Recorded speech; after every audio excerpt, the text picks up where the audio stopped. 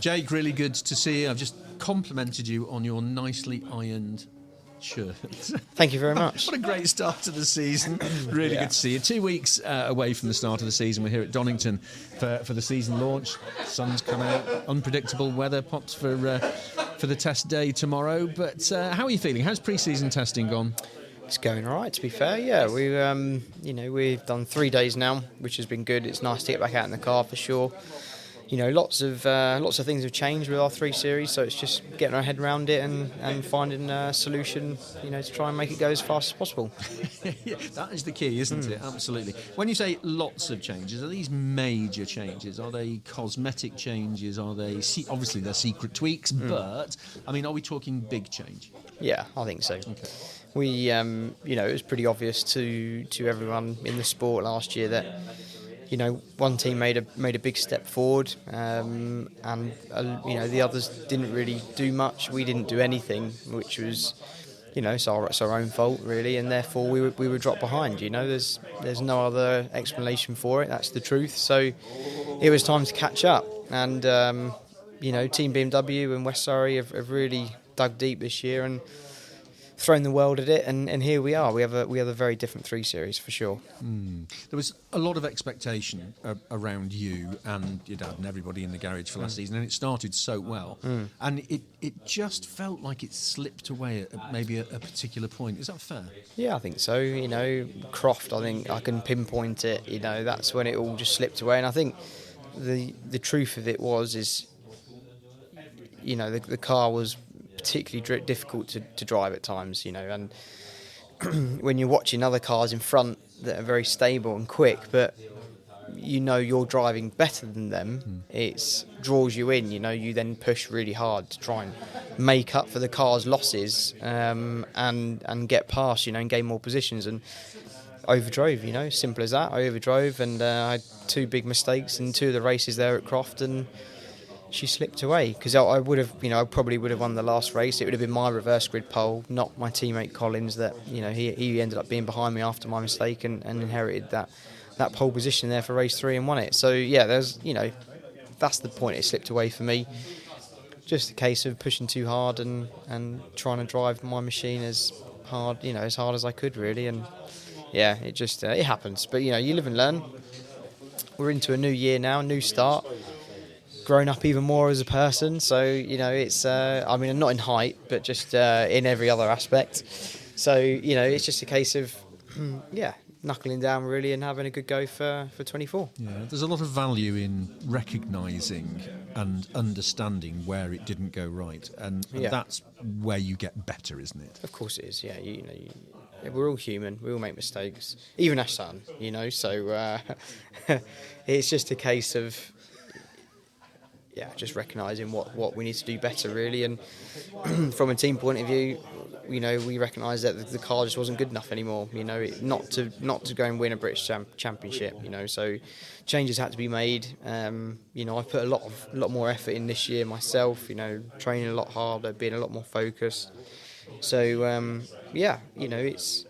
it's feeling good. It's feeling good, and we're not going to know where we are until the end of qualifying for round 1 here in a couple of weeks, but it's going in the right direction. Some other changes really going to shake things up this year. We've got the new qualifying, obviously. We've got the tyre options, which is possibly going to be even bigger than the final point I'm going to make, of course, is the hybrid boost. Everybody's talking about that being a potential game changer. Couple that with the tyres, add qualifying in, boom. I mean, it's going to change everything, isn't it? It is. I mean, ultimately, it's the hybrid that's going to change, everything. Ultimately, it's what the hybrid should have been when it first came out, in terms of how powerful it is. When they first introduced it in 22, we all thought, oh, mega, it's going to be like hitting the nitrous button in the Fast and Furious movie. Off we go. But it wasn't. And obviously it was clear to the viewers and to everyone that it wasn't as powerful as it was made out to be. We were all let down by what we thought was going to be a powerful tool as drivers, and obviously it changed the spectacle as well. So made things a little bit boring last year. There's no two ways about it. So I can assure you that's not going to be the case anymore. It's a powerful tool. Yeah. And you really feel it. It's not even so much when you push the button now to get the power going. It's when you release. When you take away the power that you've then just been having for the last few seconds, you really then, it pushes you almost back in your belts. You feel it really decelerate. It's a massive amount, so that's being lost or gained. And obviously, if you're at the front of the championship a lot of the time, then you're gonna have a real hard time. No two ways about it. In terms of that deceleration, when you take your finger off the button, how much does that destabilise the car? It's not too bad, but I think you can get caught out by if you stay on the button for too long into a braking zone. You're going to be braking too late, and then that's when potential accidents can happen. So it's realising when to get out of the button. I think it is that different, it's quite a chunk. So it doesn't change the balance of the car so much. There's a rear-wheel drive car. It may benefit us through some long swooping corners because we'll be able to. We've got a little bit more grip because we're only having one axle driven, not turning, and obviously the front-wheel drive cars have everything going on. So we'll be less likely to eat the tyres up, which is good, but it is still going to be a big learning curve for everyone. Absolutely. Somebody said to me that they thought one of the consequences of the change is that we might have more winners this season, which will close things up. So we may have more of the grid winning, which means, by implication, consistency in being second, third, fourth and putting the points in the bag is going to be critical. Yeah, I would agree with that. I think it's going to be, Donington for round one's going to be a tricky one because obviously everyone starts with everything and then it gets rattled off as the weekend goes. But I'm sure we're all going to learn fairly quickly in that race 2 and race 3 just how hard that difference is going to be for the year. But it's tricky, isn't it? You're going to have worse cars, come through because they've got everything, and you're going to have the quick boys with a good car struggling in a straight line. So there's going to be a lot of tactical play, I think. It does potentially have the element of risk for more crashes, just because the speed difference will be quite large. So it may catch people out at times for both overtaking and being overtaken. So it could be a bit tricky on that side of things. You've got to be aware. I think when someone's in the button and you're not, you might just have to give that place up rather than have an accident. Yeah. Over the last few seasons, you've established yourself very firmly as being quick, as being consistent, as being a front runner, and of course a potential champion. It's there within your grasp at some point, I'm sure.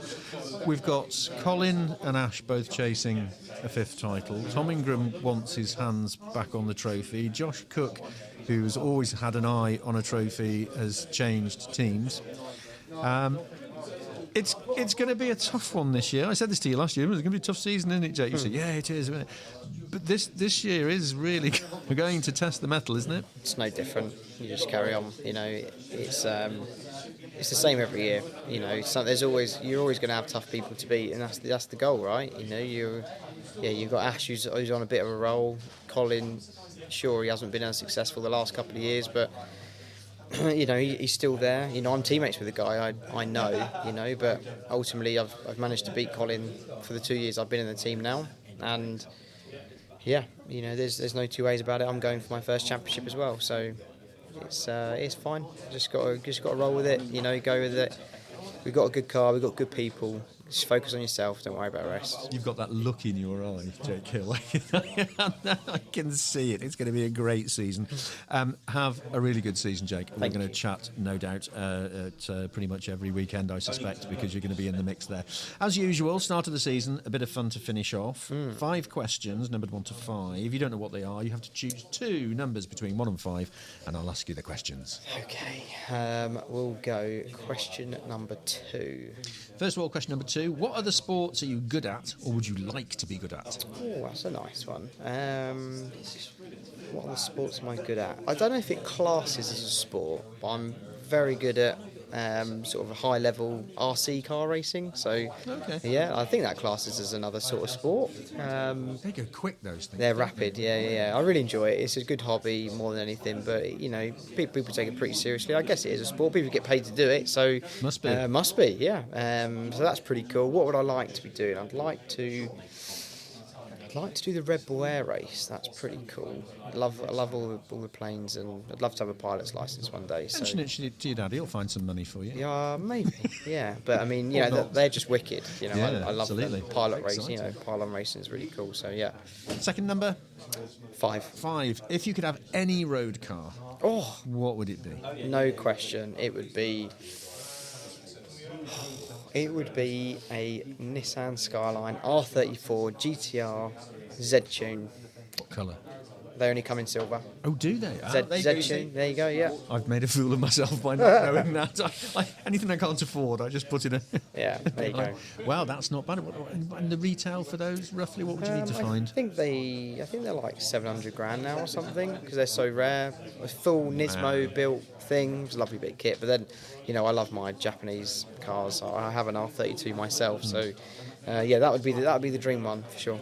Not a bad one. Jake, have a great season. Good to see you. Thank you.